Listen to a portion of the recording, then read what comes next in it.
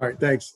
So the home office deduction is primarily used when you're kind of a sole proprietor or you're an LLC taxed as a sole proprietor, because when you use those two forms, you're able to file on a Schedule C, which is kind of a personal return, and that's where your home office deduction will get. You'll enter it on a different form, but it'll end up on that Schedule C form, which will lower your taxable income. And the idea is to kind of lower your taxes. So to qualify for a business use of a home office, there's 4 general tests that you got to use.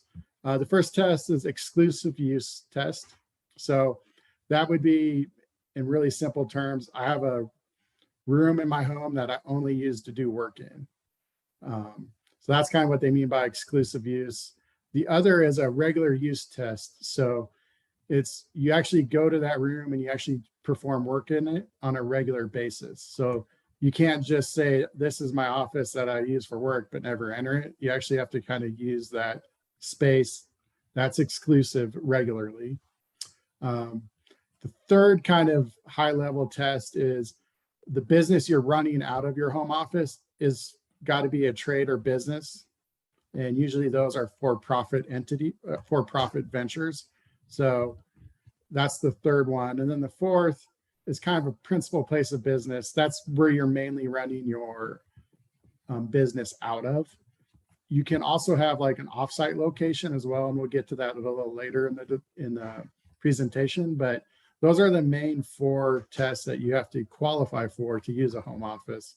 So I know earlier someone said they didn't qualify it per their CPA. That could be the case if you didn't pass those 4 tests. And then kind of going more into how you deduct it, there's 2 ways you can deduct your home office. There's like a standard deduction, which allows you to deduct $5 per square foot up to 300 square feet. That's just a real simple form that you fill out and calculation. But most people do the regular home office deduction because it allows them to write off more of the cost of working at home, which then lowers their taxable income. And most people use the percentage of the office over the square foot of the house. So let's say you have a 2,000 square foot house, your office is 500 square feet. You would just take the 500 divided by the 2,000. In essence, 25% of your house cost is what you would expense as your home office. So 25% of your mortgage, 25% of your utilities, 25% property taxes, all that would get allocated to your home office. Another way individuals have done it is if they have a house where rooms are similar size and you have about 8 or 10 rooms that are, similar sized, they would then do maybe one room out of the 10, which would be a 10% cost. So depending on how your house is set up, you would probably want to use one of those 2 methods, but usually the square foot and by percent is the method that we recommend. And what's nice about that one is, depending where you live, that could be a substantial deduction that you take off your business and take off your income that's not taxable then. Excuse me. So, and you'll hear that as kind of the regular method when you look online. So what can you kind of expense doing your business use at home? Again, real estate taxes, mortgage interest, the property tax for the homeowners, heat, gas, electricity, pretty much everything you're paying now, you're able to at least offset some of that cost onto your business to lower your income. So it is pretty beneficial. Again, if you do have a home office and you're trying to make upgrades to make it look more professional, or you need more electrical outlets for computers or lighting, those you can expense directly entirely as a home office expense for the business. So those can also get put in there as well. So, and that will, again, lower your taxable income if you're kind of a sole proprietor or an LLC tax as a sole proprietor. For a lot of people on this call, you may not have that because you have your series LLC that rolls up through a Schedule E.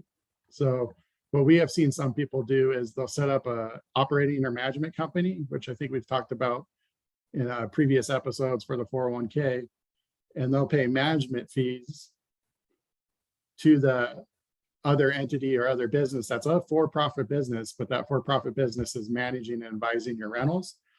They will then offset some of the Schedule E income, pay that new entity as a sole proprietorship LLC, and then people offset their house home office deductions there, still end up with a little profit because it has to be for profit. That's one way to move dollars out of the Schedule E to take your home office deduction. If you're in a partnership and you get a K1 from like a 1065 partnership, you are able to deduct those on the Schedule E section, on the Section 2. So if you do get like a 1065, you can avoid doing your home office deduction on the Schedule C, and you can do that on the Schedule E Part 2. So again, just depending on how your tax structure and business structure is set up, you can deduct home office expense different ways depending if you're a partner or a sole proprietor. Some of the negatives about doing the home office expenses, again, you just have to keep good records. But utility bills, those are easy to pull up. You can go to the company's websites and download what you've paid. You're going to get a mortgage statement. You're going to get an interest statement. That's going to list your taxes and all that information. So that would be pretty simple. But when you do take the home office deduction, you do also expense depreciation on that part of your home. So your basis in your home does get lowered by the percentage of the home office. So that's over a 39-year period.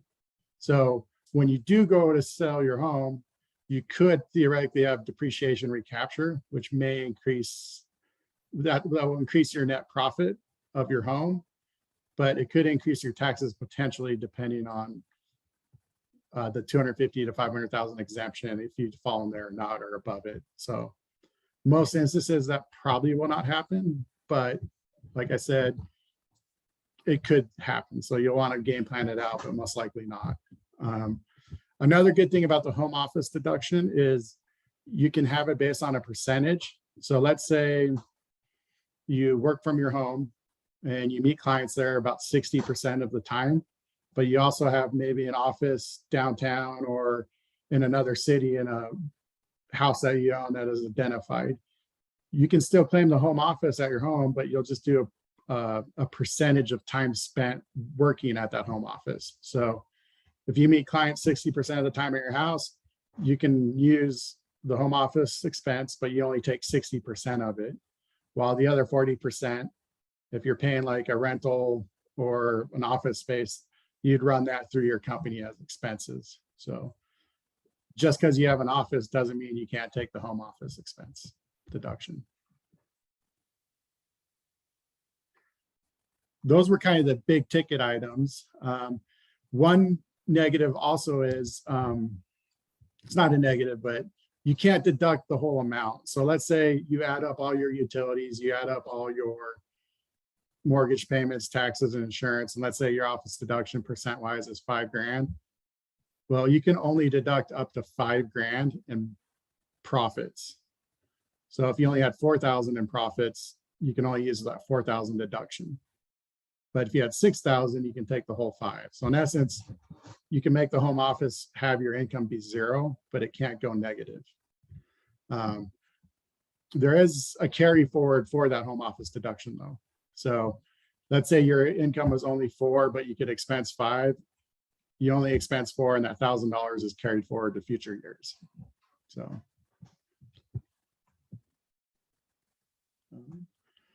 again, too, there's other formulas to where if you have more office expense than profits, you can take out the depreciation, you can take out the mortgage, and you can just do utilities and so forth. And there's like a ranking if you get into that situation. So I personally like the home office deduction because I'm able to lower my tax rate. So I'd recommend it if you can follow those 4 criteria that we mentioned above. And, there's kind of online, you can download a worksheet that kind of shows you what you want to track, and you can put items in. You can do it in Excel. It just depends kind of on how technological advanced you are. But again, it's just those 4 main items for the home office.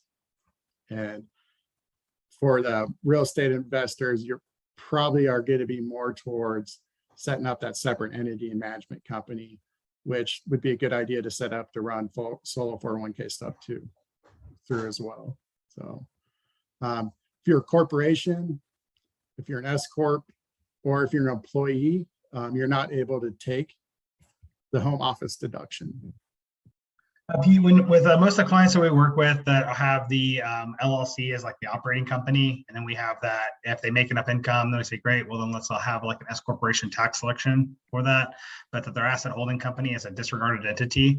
Like where would they take that home office deduction, and then how simple is that paperwork in doing that calculation? Because I think you can do like the standard, right? But then there's also like some pen and pencil. But my understanding was that it was actually pretty simple to do. So I was wondering if you could walk through us that as like how simple is it really to do it, and then with our typical structure that we're setting up for clients, like where would they typically take that deduction through? Yeah. So what they would want to do is in their series LLC, they'd want to set up their operating company that was for profit. That is a business they could run for profit, and then they could put that through the Schedule C, and then your properties would flow up through the Schedule E. Okay. And then So from there, sorry, go ahead. Yes, so simple enough. It's very simple on that, especially just if you have clear documentation, your tax preparer should be able to follow that. And then calculating, it's real simple. Just take whatever the room square footage is, divided by the overall square footage in the house, and that gives you your percent. And then just write down what your mortgage payment was. You'll get your year-end mortgage statement with taxes, interest, and principal. So that's just one item you need. Then you would add all your utility bills. You would add your phone bill. You would add your internet. You would add all of your utilities. And that pretty much comes up to the X amount of money, and you just times it by that percent. So pretty simple to collect the data.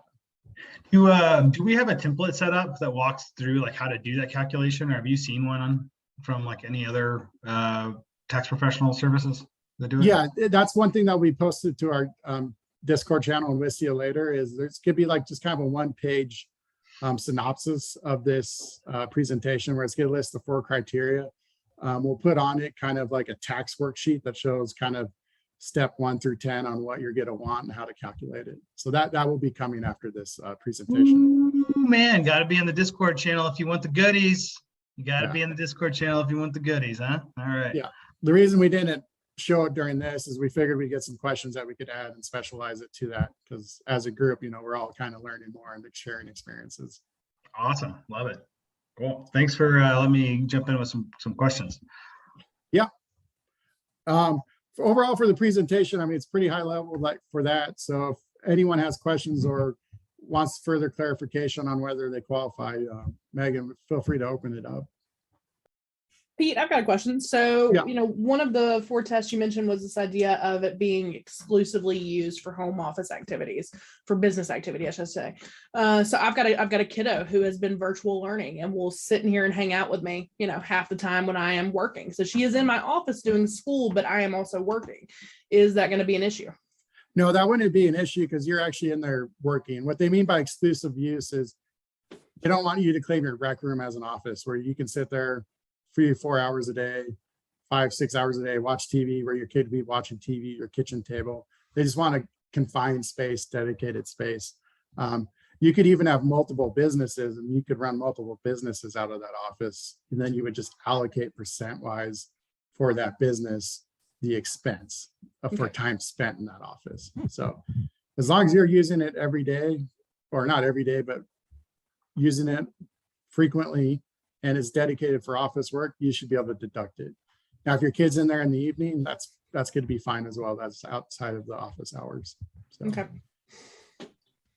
So Pete, one of the things you mentioned is that if you are an S Corp, C Corp, or if you are a W-2 employee, this is not a deduction for you. So my question inside of that is, say we might have some folks in here who are wanting to get into real estate investing, but they're still a W-2 employee, but they're working from home, this whole remote office situation, they're doing upgrades, their home office because of it. Any recourse there? They can't take this deduction, but what should we be thinking about for those folks who don't fit squarely into this one, but maybe have related activities? So again, if they have a home office and they're doing a W-2 job that's taking most of their day, but you're also doing your real estate business from that office, you can do a percentage of time spent on each activity. So if 20% of your time in that office is for your real estate business, you can deduct 20% of those expenses. But again, you'll need to have a sole proprietorship or an LLC that's for profit to deduct that against.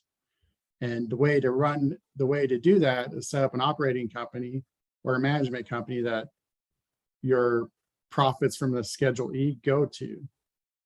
So that new entity has profits, and then you can expense costs against that. And so you touched on this briefly, but I just want to highlight this for folks as well. So if this is a deduction you want to take advantage of, you've got a W-2, but you're also doing, real estate investing activities, some type of like side hustle. Having that operating company, one, it's going to allow you to take hold of the deduction, but as Pete mentioned, you can also do your solo 401k through there. So you're going to expand your opportunities in that way. So having that operating company can give you some additional protections liability wise, but it also offers opportunities like this for the solo 401k and additional deductions as well. Something to keep top of mind for you. Correct.